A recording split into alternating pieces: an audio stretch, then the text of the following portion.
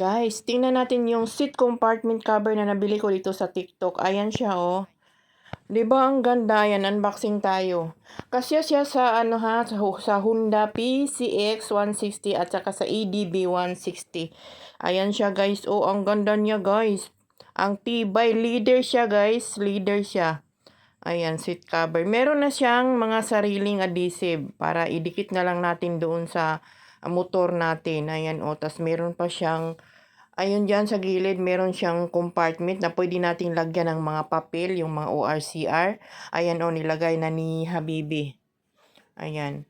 O, di ba guys, ang ganda ng fit niya talagang tsaka ang ganda talaga pag may seat cover yung natin, yung compartment natin diyan kasi pag halimbawa may ilalagay tayo na or basa, ganyan.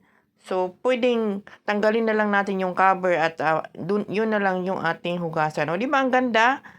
O, dyan lang sa ating yellow basket. Mura lang yan, guys.